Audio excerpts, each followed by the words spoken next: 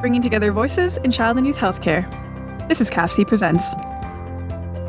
CAFC would like to thank the following member organizations for their generous support of our knowledge translation activities: the IWK Health Centre, the Children's Health Foundation of London, McMaster Children's Hospital Foundation, the Children's Hospital of Eastern Ontario Research Institute, the Children's Hospital Foundation of Manitoba, the Montreal Children's Hospital Foundation, the Holland Bloorview Children's Rehabilitation Hospital Foundation, the Children's Hospital Foundation of Saskatchewan, and Trillium Health Partners. We would also like to thank the following Keystone and program partners for their ongoing contributions that support all of CAFC's programs and activities. If you have any questions or comments for our panelists, please type them into the question box at any time during the presentation. You can also share your thoughts and questions on Twitter by tagging @CAFCTweets and using the hashtag CAFCPresents. All of our webinars are recorded and can be found on the CAFC Knowledge Exchange Network. Use the CAN to share these recordings with your colleagues or register an account and post comments, links, or other resources that you think will be of interest. And be sure to sign up for the CAFC Presents weekly email newsletter to stay up to date with upcoming webinars and our recorded webinar archive.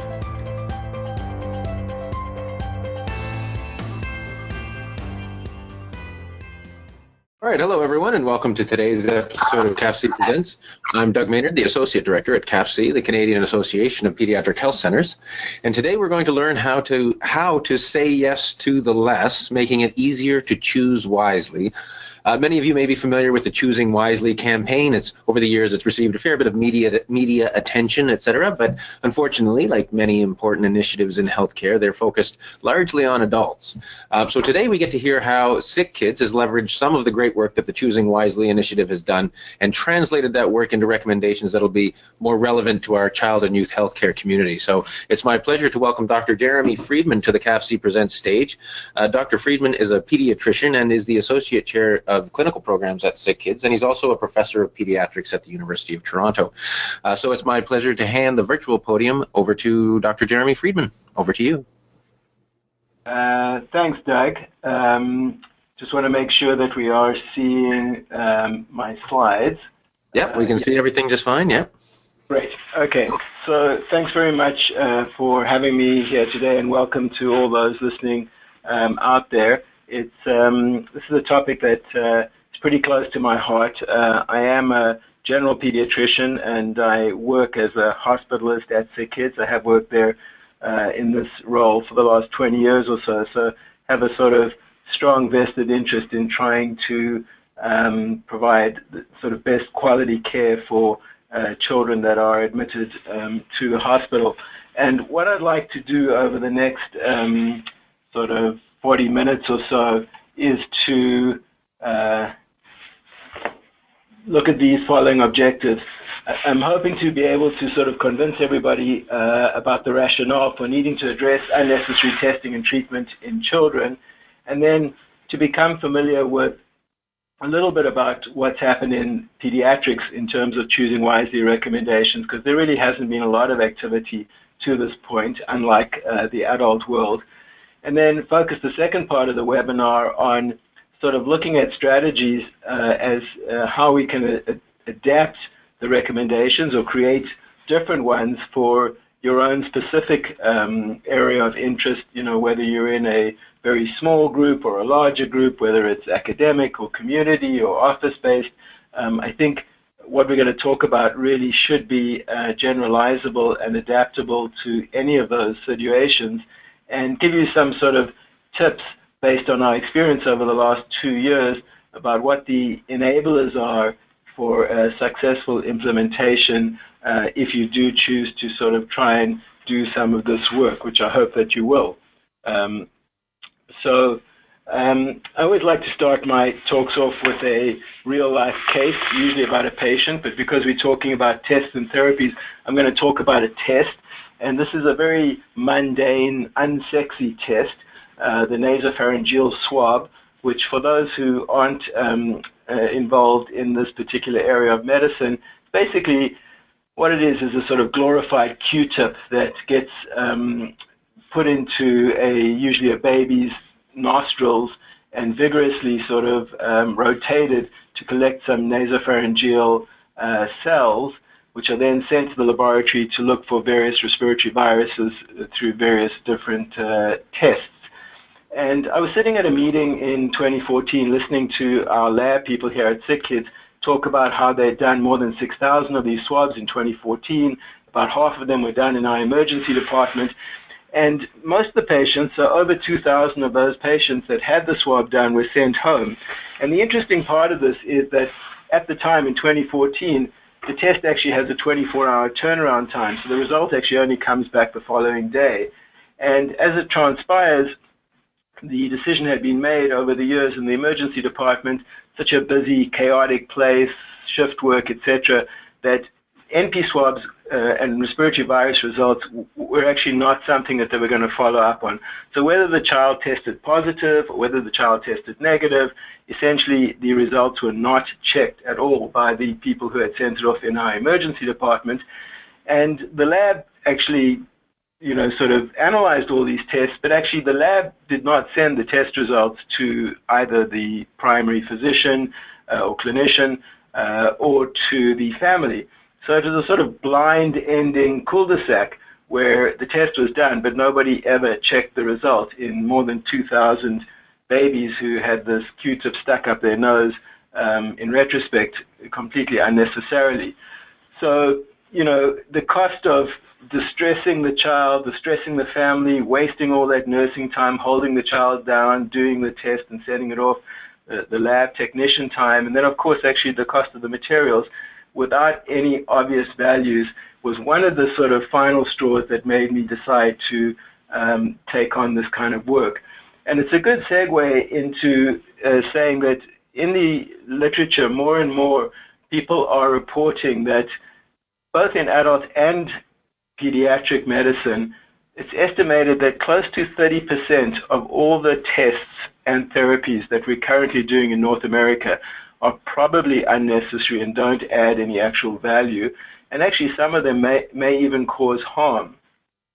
And those of you who are involved in clinical medicine will know that for every 5 or 10 tests that you send off, at least one will come back with a falsely positive result, which certainly in pediatrics results in a lot of stress for the family, quite a bit of stress for the healthcare provider, and often leads to a sort of vicious cycle of even more testing to work out what's going on.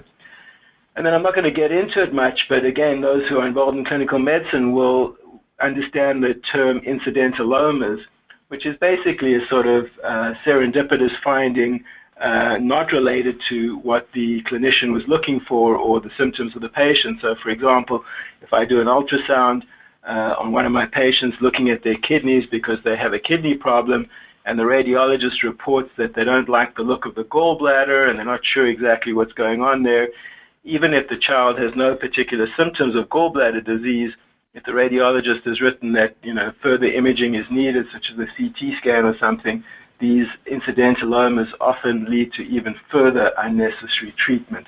And if anybody's interested and likes to read a really well-written article, I've referenced there Atul Gawande in the New Yorker in 2015 in May wrote an article called Overkill, which talks about incidentalomas. He's an adult surgeon in Boston and writes beautifully about quality and safety, and it's really a great article describing how much unnecessary care happens as a result of all the testing that we're doing, picking up findings that we probably should never really be picking up in the first place. And I'm not going to really spend too much time, but the nasopharyngeal swab case that I gave you, you might say, okay, well, these things happen, but some of the tests that we do clearly have been very closely linked to potential significant harm. So one of the more obvious examples would be ionizing radiation from diagnostic imaging, particularly CT scans, and the damage that it potentially can do to the DNA, which is most relevant, particularly in young children when you have such a long lifespan ahead of you. And there certainly is a connection to the future risk of cancer. So unnecessary radiation is something we should avoid at all costs. So the question is, we all got into healthcare and pediatrics because we wanted to help people. Most healthcare providers are really well trained in Canada, are pretty intelligent, are generally pretty compassionate. So how did we get to the situation where almost 30% of all the tests and therapies that we do on our patients are not necessary and might even be causing harm. So this slide is meant to give you a couple of the hypotheses. Some of these are probably, or certainly have been shown at times, to be misconceptions, thinking that the patient wants the testing or wants the antibiotics, that the referring doctor expects us to do investigations. Sometimes we're seduced a little bit by new tests and therapies, assuming that they're better and sort of more necessary than what we've done in the past. To be honest, there's a lot of subtle and sometimes not such subtle pressure from big pharma with tremendous marketing of tests and therapies that are looking for a reason to be. And then one of the overriding things is the real paranoia about potentially missing an important diagnosis and the medico-legal threat that's involved there that sort of pervades some of our decisions to do tests and therapies. And this was an interesting article in JAMA from a couple of months ago, talking particularly in pediatrics why, and perhaps some of the explanation as to why choosing wisely and overutilization of tests and therapies hasn't quite got the traction in pediatrics that it has in adult medicine so far. And a couple of the points that they make, this is from the States, the one point they make is that in adult medicine, the evidence base is much stronger. They have a lot of huge randomized controlled trials with thousands, tens of thousands of subjects looking at things like mammography and PSA testing for prostate cancer and these kind of things, which allow them to be a little bit more confident about recommending against over-testing. So that's the one point they make. The other point that they make is that pediatrics already is battling with adult medicine for our share of resources from the government or the Ministry of Health, and giving the message that we potentially are overusing the resources that we have in terms of doing unnecessary tests and providing unnecessary therapies sort of gives a bit of a mixed message when at the same time we're asking our funders to actually provide more resources which are much needed in pediatrics. So, how can you craft those two messages together and not dilute out the need for more resources? So I thought it kind of interesting. This is a very graphic representation of a little bit of what I'm going to be talking about in terms of choosing wisely. And, we all know that sometimes more is better, but in many cases, and this hot dog and the mustard would be one of the cases, more is not always better. And I think it is true for testing and therapy in pediatrics. So just for those who aren't very familiar with choosing wisely, just on one slide, to give you the history, it is a movement that started about 5 years ago in the United States in internal medicine there, and moved up to Canada about 3 years ago under the leadership of Dr. Wendy Levinson from the University of Toronto, who used to be the chair of medicine at U of T, in partnership with the Canadian Medical Association. And really in the last 3 years that it's existed in Canada has actually, I think, got tremendous traction, predominantly in the adult world of medicine. And the sort of main thrust of it has been to get national specialty, subspecialty associations and societies to draw up and devise top 5 or top 10 lists of tests and therapies that are overutilized and should not be done in the typical scenarios. And in 2 or 3 years, they've managed to, in fact, this slide's probably a bit old, there's more than 60 national societies who've come up with their 5 or 10 recommendations, which translates to more than 200 recommendations across the country. And actually, Canada now leads 20 international countries in doing this kind of work. What I did want to say at the outset is that, you see these lists of top 5 or top 10 things that you should not be ordering, whether it's a test or a therapy. And the point that I want to make with this particular slide and an explanation is that these are not bad tests or therapies. They're just being overutilized. They're not being used in an appropriate fashion in the vast majority of cases. So it's not to say that that it's black and white and these tests and therapies should never be used. That's not the message at all. The message is you really need to critically think about whether this is a good test for the population that you're using it in. And what this group did in pediatrics in the US a couple of years ago, I thought was quite interesting, because what they looked at the FIS database, which is a database that collects data from 42 children's hospitals, including all the top children's hospitals in the US, for inpatient medicine. And they looked at 3 common causes for hospitalization in pediatrics: asthma, bronchiolitis, and pneumonia. And what they did was looked at various quality indicators, so things that you really shouldn't actually be ordering. So for example, in asthma, at the top on your left-hand side, you shouldn't be doing chest x-rays for a routine asthma exacerbation that comes to hospital. And what you can see in the middle column is that of the 42 top children's hospitals in the US, if you walk in to the emergency department or you get admitted with an asthma exacerbation, you've got a 46% chance of getting a chest x-ray, despite the fact that all the clinical practice guidelines say that you should not do an x-ray for an asthma exacerbation. And then in the next column, what they've done is they've tried to develop what they call the achievable benchmark of care, which is looking at the sort of variability of care and how do the top 10% of performers manage. So it usually translated to about the top 4 or 5 hospitals. And the final column on your right-hand side, the ABC, the achievable benchmark of care, is what percentage of children with an asthma exacerbation at the top 5 performing hospitals got an x-ray. So in this case, it's 24%. So my point here is that for a lot of these recommendations, the expectation is not that it would be 0. So don't do a chest x-ray in asthma. There probably are factors that in maybe 20-24% of cases might mean that you do need to do an x-ray, but certainly 46% is way too much.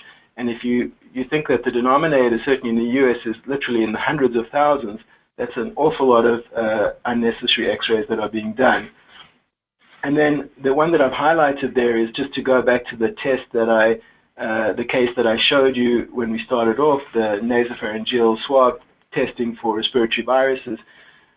The clinical practice guidelines in the US and Canada say routinely you don't need to do viral testing, but if you walk into the 42 top children's hospitals in the US, 45% of kids with bronchiolitis will get respiratory viral testing, despite the fact that it's not recommended.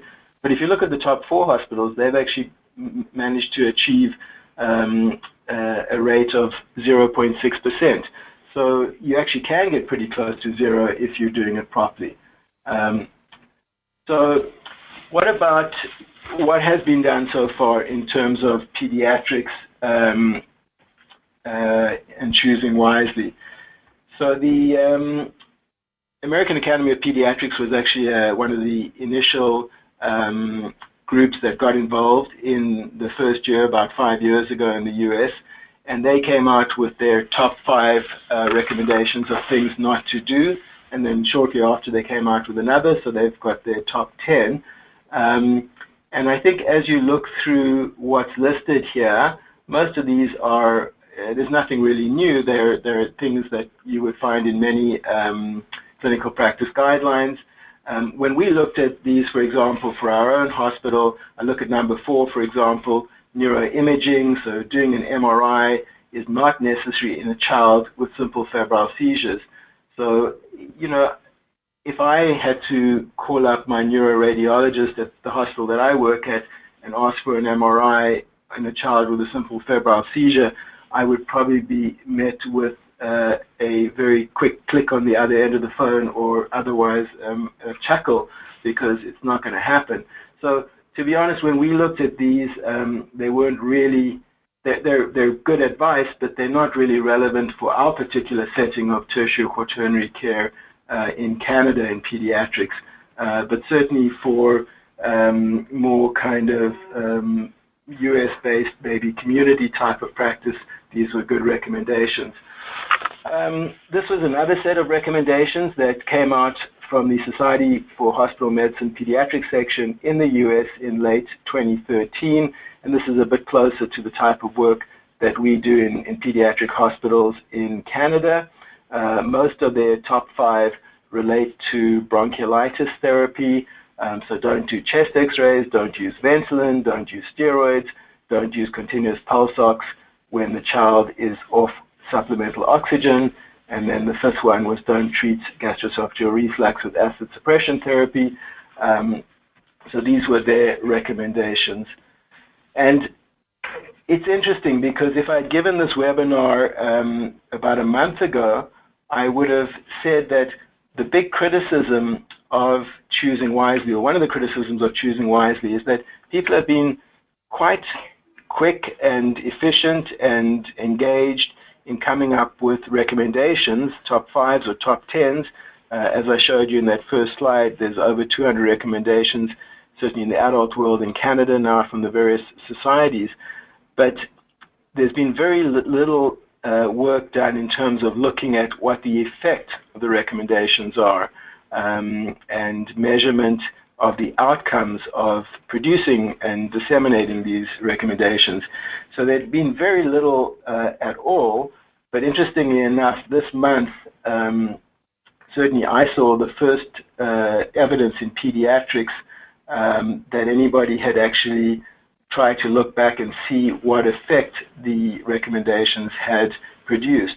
So the group from the Society for Hospital Medicine who came out with that top 5 that I just showed you on the previous slide, these 5 recommendations came back this year, in fact this month, and showed a report card of how the group was doing after coming out with the recommendations. And they used a similar methodology for developing the achievable benchmark of care. Their database included 32 children's hospitals, so a little bit of a smaller database than the original paper that I showed you. But when you look at things like chest x-ray and asthma, their achievable benchmark was 22%, which is pretty similar to the 24.5% that we saw in the bigger group. So they came up with what their targets were based on the best performing hospitals, and I'll show you, this is the sort of results slide, and if you look at they couldn't measure the oxygen saturation compliance because there's no way of actually recording that in the data. But for the other 4 recommendations, which was don't do chest x-rays in asthma and bronchiolitis, don't use Ventolin in bronchiolitis, don't use steroids in respiratory tract infections, and don't use acid suppressors in gastroesophageal reflux, what you're seeing there in the black circle is what the achievable benchmark of care is, so how the top 3 or 4 hospitals performed, and then that sort of central rectangle gives you the 25th to 75th percentile of how hospitals were actually doing. And the bottom line is that hospitals are doing very poorly. So despite the fact that the Society for Hospital Medicine comes out with a recommendation not to do those 5 things in their choosing wisely, nobody actually seems to be listening to them, or not many people anyway.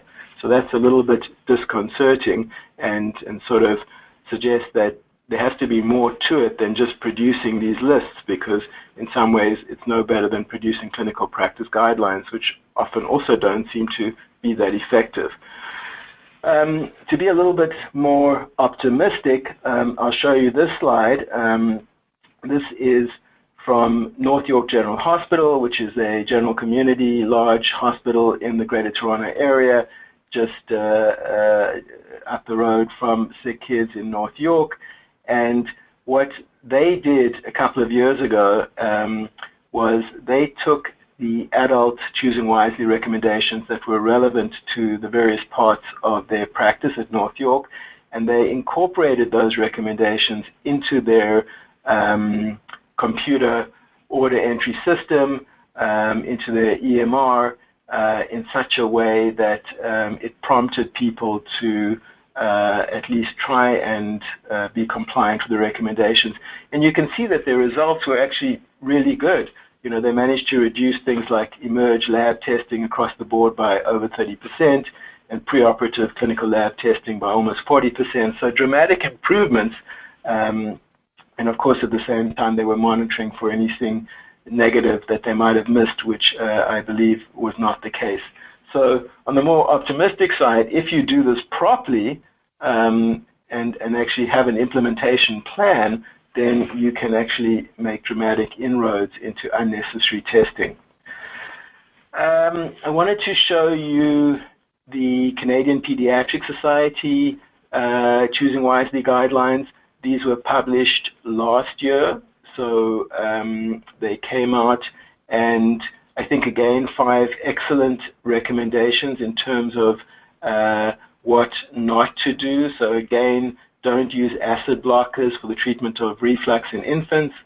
Don't perform screening IgE testing for food allergies without looking very carefully at the medical history. Way too many false positives. Don't administer psychostimulant medications to preschool children with ADD, but rather go with behavioral therapy. Don't routinely do a throat swab if children present with a sore throat if they have viral symptoms. And the rationale there is that if you think that the asymptomatic carrier rate for strep in the throat in children is 10 to 20%, then, if a child presents with a viral pharyngitis and you swab them, automatically you know that 10 to 20% of them are going to swab positive for strep. So you're going to be treating a lot of children who do not need to be treated. And then the first one, don't recommend the use of cough and cold remedies under 6 years of age. So quite a few of those were actually on the AAP guidelines and a couple of new ones, all very good suggestions. But as far as I know, again, no real plan for implementation or measurement to see whether producing these recommendations actually has any significant effect on what actually happens in the Canadian medical scene. I wanted to show you this final list in the first part of the talk, just to say that this is, for me, certainly very inspiring and makes me feel optimistic about things. This is the list that the Canadian medical student trainees came up with. Their top 5 list actually has 6 things on it, so maybe their math isn't that good, but their actual suggestions, I think, are really quite profound and very insightful. I particularly like number 2, which, to be honest, every day that I do rounds with my teams at SickKids is something that I probably say in one way or another, which is, doing a test, treatment, or procedure that doesn't change the patient's clinical course, you should really be thinking twice about something like that. But all 6 of their suggestions I actually think are very good, and those of us who are involved in teaching or training or mentoring, I think if we were able to empower our trainees and our junior colleagues to act on these recommendations, then we would make a huge impact on decreasing the amount of unnecessary treatment. So I'm going to talk for the next maybe 10, 15 minutes on what we've done at SickKids as a way of trying to make this quite practical and generalizable in terms of how those of you who are listening, who are thinking maybe you would like to do some work in this area, how you could perhaps go about it. I don't really have enough time to go into a lot of detail, so I'm just putting up here a couple of references. Over the summertime, we did some commentaries on our particular program, both in Journal of Pediatrics and Pediatrics and Child Health, so by all means, that would have more detail. So, as I mentioned earlier, when we looked at the current pediatric guidelines that came out of the US and even the CPS, which came out a bit later, they are more geared towards office-based practice or maybe even community practice, but not really for hospital-based practice, certainly not for our tertiary quaternary care practice.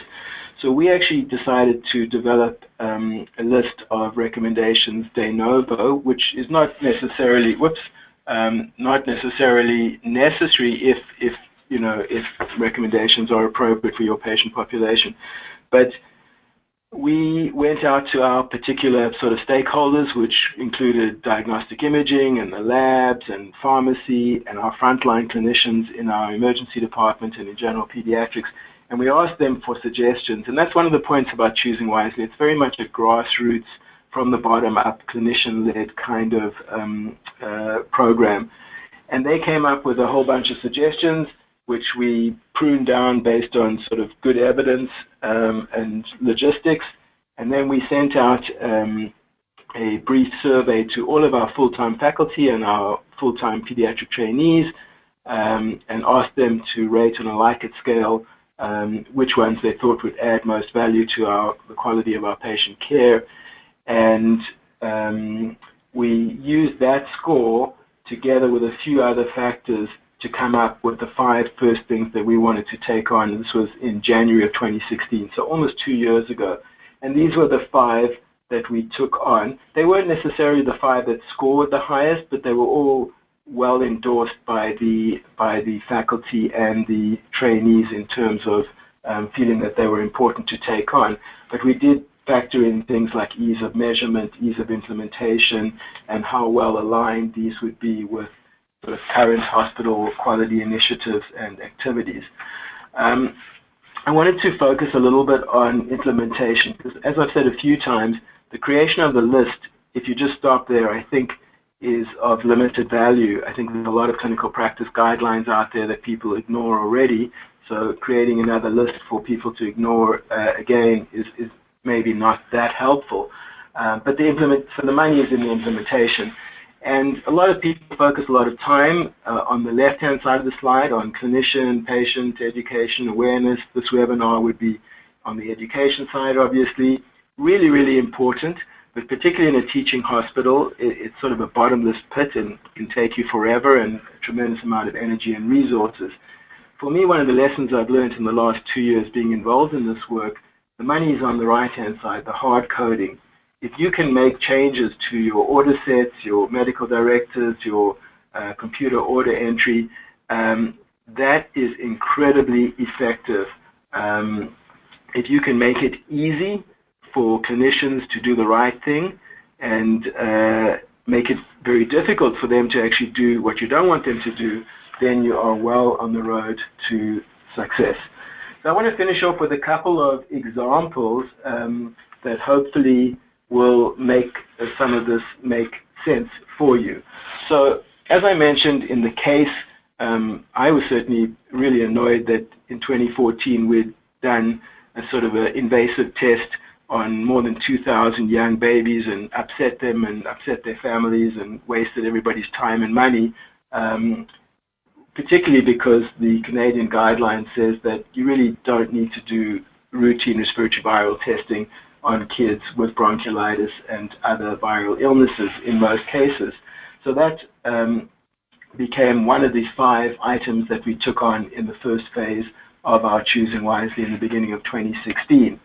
And that's really what it looked like. That was the recommendation with a little blurb about some of the more, the complexity. Again, it's not that this is a bad test. This is actually a very good test, but it's probably much more appropriate for ICU children or children that you might be wanting to cohort. We have single rooms, and even the cohorting, to be honest, the evidence suggests that it's probably not really that helpful because many children have, at least 30% of children have more than one respiratory virus. So even if you think they have RSV, they might have another virus, and if you cohort them, you're probably not helping anybody. So just to give you a sense of how each item had its own sort of implementation plan and various different sort of strategies, but some of the things were in common. We made sure that every item had a committed champion. In this particular case, it was one of our Emerge docs, Olivia Ostro, who's really interested in quality work, so she became the champion. We made sure that we always could measure what we were doing, so the baseline data here we already had from the laboratory. I presented some of it to you in the first slide with all the swabs that were done in the lab. And then we actually sat down with everybody and we said, does this make sense for us to be doing a test in our emergency department where the result only comes back 24 hours later when most of the children have gone home? So we actually landed up changing the entire way that we ordered this particular test. And this is a bit of a complicated slide, but this is actually the paper order that was created for our emergency department. At SickKids, our emerge is still on paper orders, whereas the inpatient side is computer order entry. And essentially what we decided was that it would facilitate much better care if we had a point of care influenza test, which is the one result that might actually change your management in our patient population, where we have a lot of immunosuppressed kids and a lot of kids who actually would probably qualify to be treated with oseltamivir if they are influenza positive. So we brought in an influenza point of care test, which we didn't have before, and then we actually upgraded our respiratory viral testing to a multiplex PCR test, which is actually more expensive and a little bit more sophisticated. It still takes 24 hours to come back, but we made the indications for ordering it very strict. I mean, it really needed to be a patient who was either very immunosuppressed or going to the ICU or something, and people, if they were going to order either of these tests, had to actually be very clear about what the criteria was for ordering it, otherwise it wouldn't be done. And there's quite a bit of education on the order sheet as well in terms of who actually is at risk for severe influenza, where Tamiflu might be suggested, etc., etc. And this is just a slide showing on our inpatient side for the computer order entry, we did something similar. And again, the message that routine testing is not indicated was loud and clear. And this is the results slide. So 2014 was that year that I described to you in the case, where over 6,000 swabs were done. So if you look at the multiplex respiratory testing rate per emerge patient volume, it was 3.7% in 2014. 2015 was a bit of a milder viral year, so there was actually a bit of a lower testing rate. And then our program started in January of 2016. And you can see that we actually dropped the numbers of respiratory viral testing that we did in the emerge by about 85%. And we've managed to sustain that in 2017, which is shown in the green and purple blocks. I just wanted to very quickly make a point about something called feedback and audit. So what Olivia, who was our champion in the emerge, did for the NP swab group was she looked at each individual emerge doc. So on the x-axis, every number there is a anonymous emerge doc, which has sort of been corrected for the number of clinical hours that they do in the particular respiratory viral flu season of January to May of 2016. And on the y-axis, you see how many rapid flu swabs were sent off. And what you can see on your right-hand side is there's a handful of emerge docs who somehow either managed to send off more than 50 rapid flu tests, while the vast majority of the group doing the same amount of work, seeing the same patients for the same number of hours, seem to send about 10 or less swabs. So tremendous variability in the care provided. And what Olivia did, and this is a screenshot of the email that she actually sent herself, but she sent each individual emerge doc their results for that particular season, how many respiratory multiplex NP swabs they sent, how many rapid flu they sent, how it compared to the median of the entire emerge faculty group, and how it compared to the target. You can see in this case her results were very good, but she was the champion, so not surprising. And it wasn't really done in a sort of judgmental or punitive way. It was just more a sort of it's a piece of information that very few of us ever get, which is how we compare with our colleagues in various ways. And the behavioral psychologists have shown that particularly physicians, clinicians are incredibly competitive, incredibly type A personality, and nobody wants to be on the wrong side of the bell curve. So this is an incredibly powerful way to change behavior and has been shown to be very effective in things like changing antibiotic prescribing methods and all that. And then the final point I wanted to make with this example is that for those who are practicing in the academic setting, This is a great opportunity for academic productivity. We've been able to present this work, nationally, internationally, and publish it quite widely as well. So for those of you who it's important to be able to present and publish academically, as it is in the teaching hospital sometimes, this is actually an area that's in its infancy that people are really interested in. This is just a screenshot of an article commentary that we wrote in JAMA Pediatrics in the summertime. And I like the thing where it says in the conclusions, it's not good enough to do just because we can, in the context of viral testing. And this was featured in JAMA, so I think it resonated with a lot of caregivers. I think in the interest of time, I'm gonna actually flip through. I'm not going to talk about ITP. And I want to just give you one last example so that there is some time for questions and answers. So one of the other of the 5 items that we took on in 2016 was the issue of unnecessary ankle x-rays for ankle injuries. In the summertime, I go up to one of the summer camps in the Muskokas near Toronto, where my kids are at summer camp, and literally see dozens and dozens of kids with ankle injuries up at the camp. In our emergency room in the summertime, we just see fortunes of kids being brought in with ankle injuries. One of our emerge docs, Kathy Budis, has a real interest in musculoskeletal emerge injuries and has done a lot of work in this area. And this is a screenshot of a publication of hers which talks about if you use the low-risk ankle rule, you can reduce the number of unnecessary ankle x-rays tremendously. And the low-risk ankle rule is sort of variation on the Ottawa ankle rule. It takes about a minute to do it. It's really very, very straightforward. You just feel for tenderness in a particular area and whether the child can weight bear, and then you can actually establish whether they need to have an x-ray or not.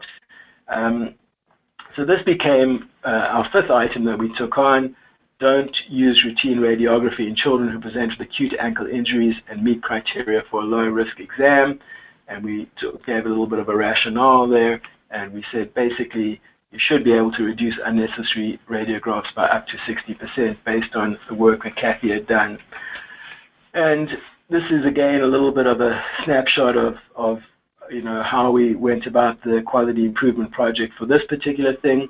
Because we're a big teaching hospital, we're lucky, we have a lot of trainees, and the trainees often love this kind of work and they need to do some academic projects. So some of the fellows in the emerge actually took this on as their QI project. And I found this extremely interesting, depressing, and somewhat startling that when you look at this graph, the pink and the blue reflect the percentage of kids who came in with an ankle injury who got an ankle x-ray before we started the project. And what it shows is that 90 to 95% of kids with an ankle x-ray coming into our emerge were getting ankle x-rays. And that's despite the fact that we have in our emerge an individual who has done a lot of academic work. In fact, most of the trials that she's done have actually taken place in our emergency department, and she's published in the Lancet and the CMAJ showing how we really don't need to x-ray all these people. And yet, despite all of that happening in our very own emerge, we actually don't practice at all what we're showing on the research side. On the more positive side, once the fellows got involved in the QI project, within 3 or 4 months, they dropped the number getting x-rays down to 40 to 45%, which is probably close to where it needs to be.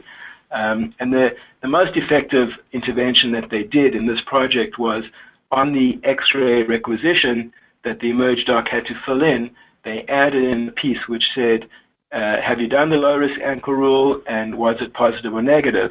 And obviously that prompted the person to do it and commit to whether, in fact, it was yes or no, and then obviously in some cases this precluded them doing an x-ray. I should say that with all these projects, when we're measuring the outcomes, we always look at balancing measures at the same time. You obviously want to make sure you're not doing any harm in the process. So in the case of the respiratory viral testing, we monitor things like nosocomial respiratory viral infections on the inpatient side. For this particular ankle x-ray one, we monitor for any missed fractures, and in both projects there was no increase in the potential missed things. So what are the lessons learned?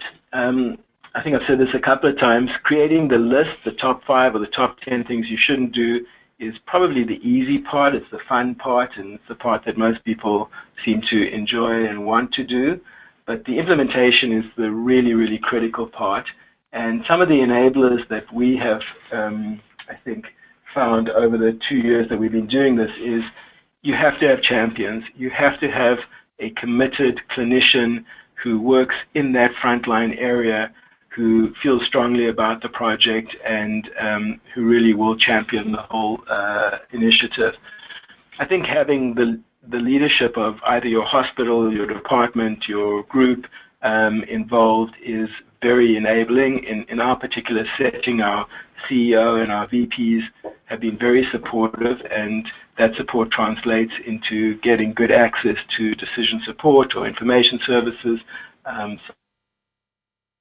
I think measurement is critical if you want to know whether you're having an effect, and in order to use effective things like feedback and audit, if you're not measuring it, you obviously can't do that.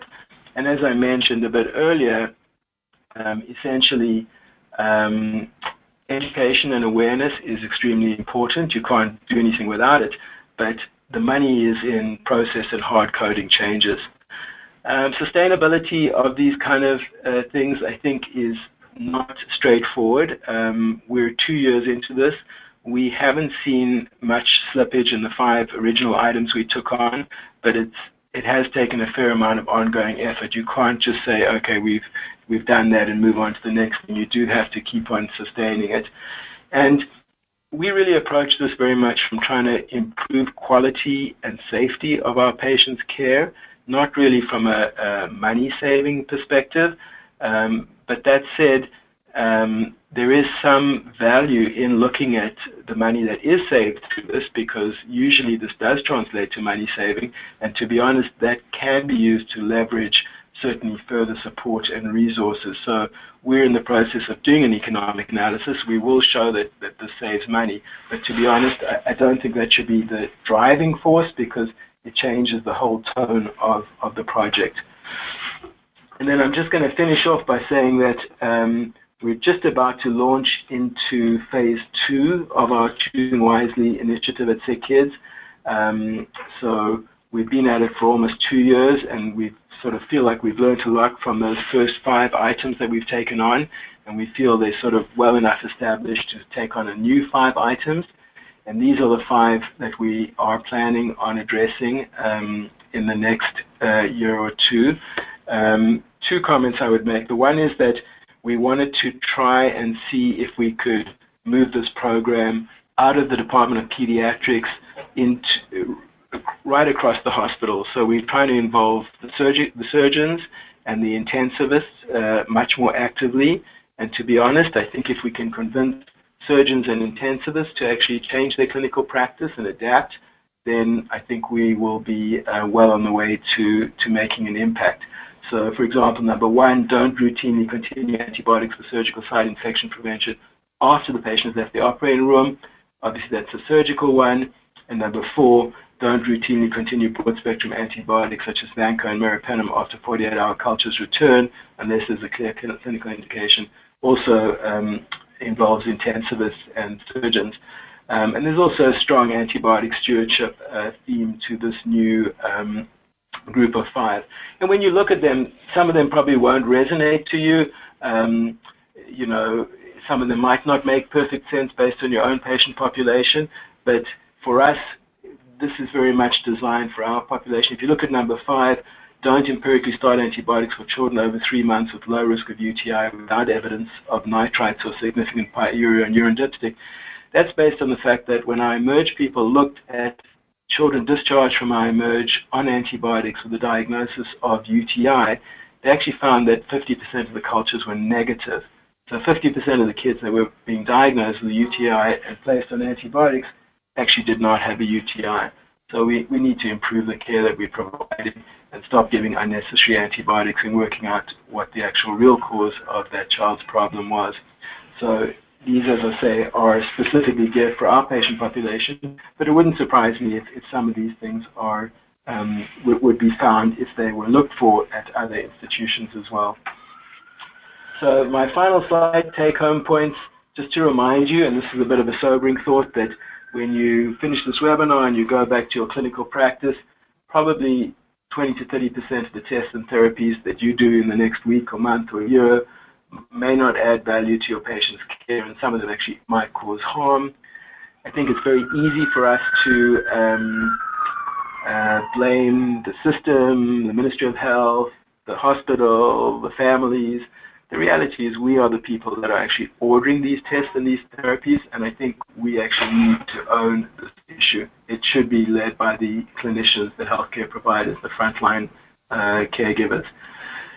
I'm not saying choosing wisely is a silver bullet here. I don't think it's the single answer to this problem, but it is a great opportunity to focus dialogue and action and thought on this problem.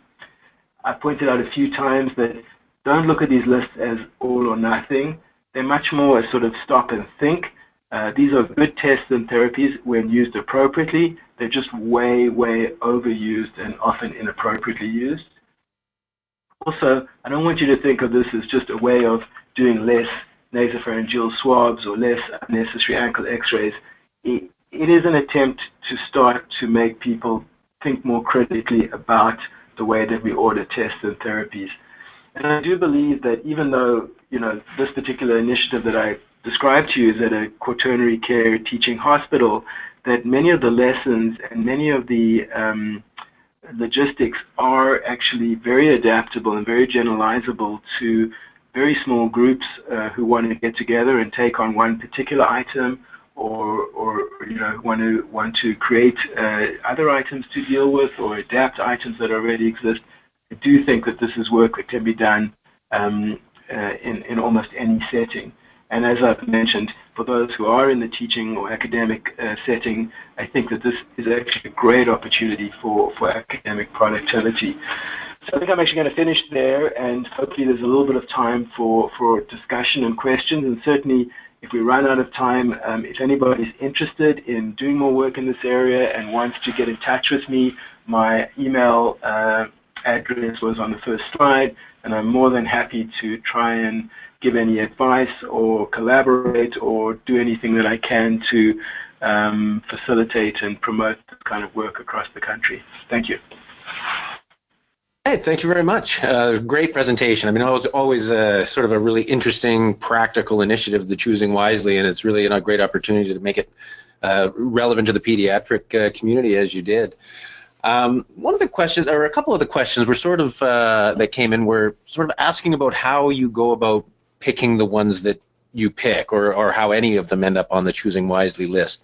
If you could just sort of give us a little more of a description of how that happens. I think there's some question of, why certain ones are being picked versus is it just going through the research and the evidence that would suggest the test is necessary in the first place, and just reviewing the prescribing practices in the particular organization and making sure they're in line with clinical practice guidelines that might exist, et cetera. So just some clarification on sort of how these things make it onto the top 5 list. So I think, Doug, that's a very good question, and I think it varies. So for the majority of these lists that are created by national associations or subspecialty societies, it's done by some sort of consensus or Delphi method, and it does vary between the various societies. But for example, the Canadian Pediatric Society, I think, went out to their membership and asked for suggestions, and then used, various of their committee structures to refine the initial recommendations, and then finally a smaller group sort of votes on which ones they think are most relevant to the particular sort of area that they're trying to reach. So that's how the sort of national groups do it. If you look on the Choosing Wisely Canada website, they have all the lists, and they actually have a little section. Each list has a paragraph describing how the list was created. It does vary between different societies. What we've done at SickKids is a little bit different. In fact, I'm not even sure if there are other hospitals in Canada that have done a specific list for themselves. For example, when I showed you the slide on North York, what North York did was just take recommendations from Choosing Wisely Canada's website that were sort of endorsed and resonated with their providers. So that worked for them. Didn't have to create any new lists or anything. Because we felt that our patient population and our faculty, the people that we were seeing had to actually create something new that resonated with our people. And as I said, the way that we went about that was to go to our stakeholders, both the sort of lab area and the diagnostic imaging area, because they know, what tests are being overutilized, but then at the same time also to our frontline clinicians and say, which things would you like to work on? And then we actually got a lot of recommendations. We probably got about 30 recommendations back, and a small group of us looked at, some of them, there really wasn't the evidence that you could support a recommendation like that. It was very much a sort of an opinion type of thing, but not supported by the evidence. So we took those ones out. And once we were left with the ones that had good evidence, we looked at the logistics of it. The ones that we couldn't measure, we decided we weren't going to take on because we really wanted to be able to show that we were going to be able to have an impact. So we made a decision not to do anything which wouldn't be measurable, sort of not prescribing cough and cold medications for kids under 6. It's a good idea, but it's almost impossible to sort of measure. So there were factors like that. So we did create a brand new list for our own needs at this hospital. But I think for many others, there might already be the recommendations out there that the group feels that they're not complying with, and that they would just like to take on one or two of those. And as I say, the trick is more in the how do you implement those as opposed to how do you come up with the idea of what to do. So when you had your the graph of your the feedback and audit graph, where it showed the spectrum of prescribers of a particular procedure, from the ones at the one end of the spectrum who were significantly overprescribing, and then at the other there were some that were well below the mean. And is there a risk with this kind of initiative that you would push those below the mean towards the realm of underprescribing a particular test or procedure? Yeah, I think that's a really good question, and that's why I think you have to, when you are doing these kind of things, you do have to measure some sort of balancing measures. So what you don't want is to, as you say, move the needle too far over to the point that the test or the therapy isn't being used in those where it actually is indicated. You're trying to, get rid of the unnecessary use, but certainly not impact on the necessary use.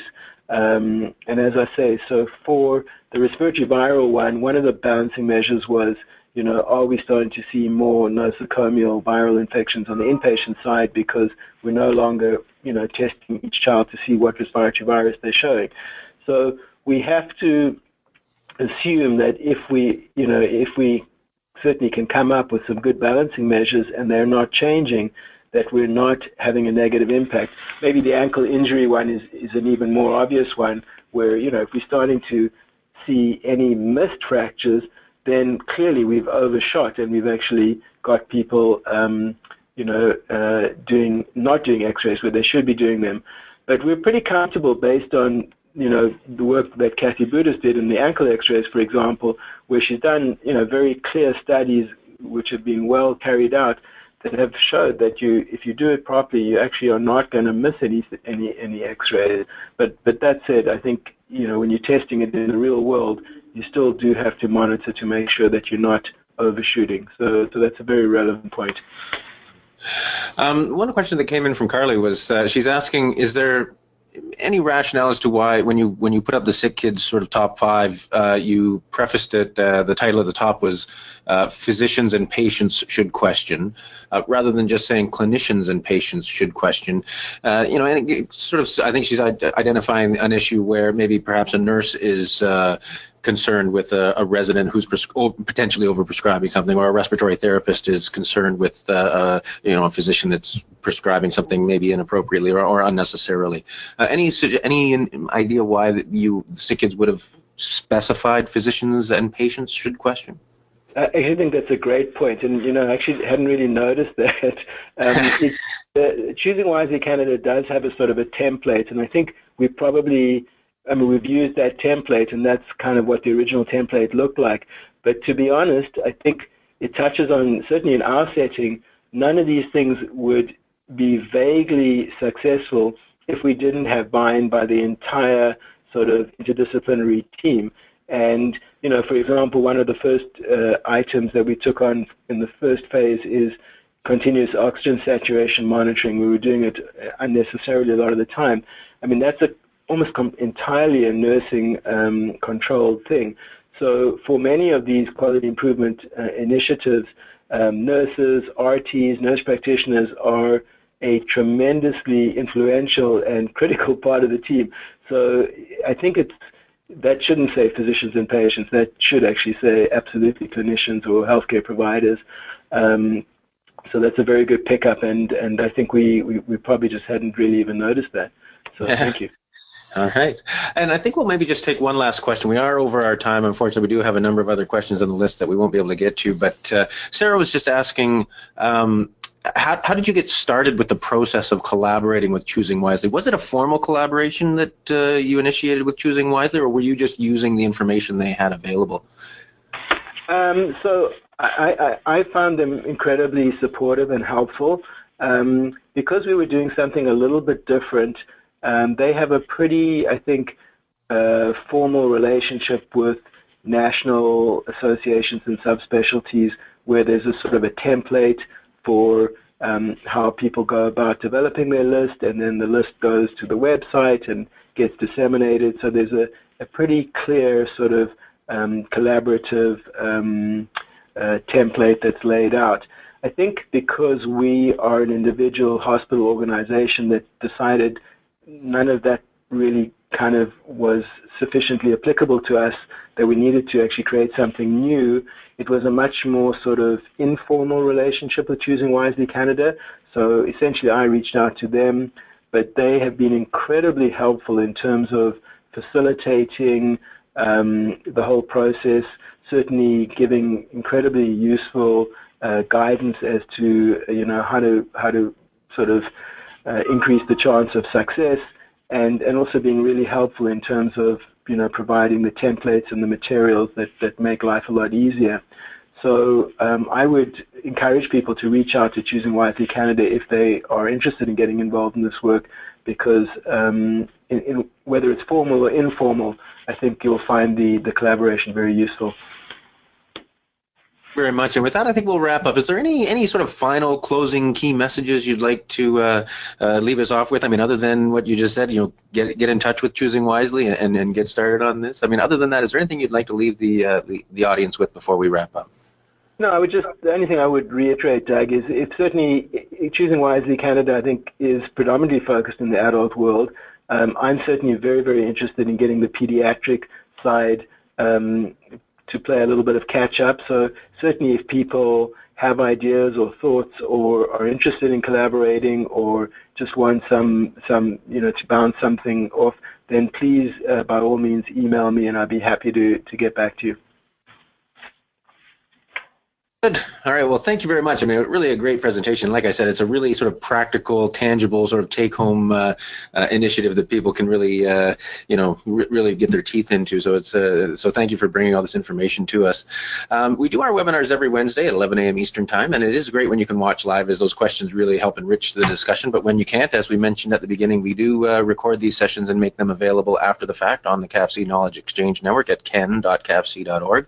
And you can also on that same page sign up up for our email newsletter, which will keep you informed of any upcoming webinars and let you know when the recordings are available, and as well as how to access the archive of recorded webinars. Next week on December 6th, yes, it is December almost already, we will be welcoming our colleagues from the CHIO OCTC Complex Care Program, and they actually want to hear from you, from the audience, about what you've seen that works to support the non-medical needs of parents with a child who has complex medical needs. What are the lessons that you've learned in your own programs or in your organizations, or even your own experience as a parent of a child with medical complex needs, that you can share with us? What could hospitals, healthcare providers, governments, schools, employers, and others do today that might make an immediate difference? And their goal is to help build a national toolkit for supporting parents of children with complex medical needs. So certainly a very important topic for our community. A great presentation coming up next week. We're really looking forward to that one, and hopefully we'll see everyone there. All right, hopefully we'll see you next week. Bye, everyone.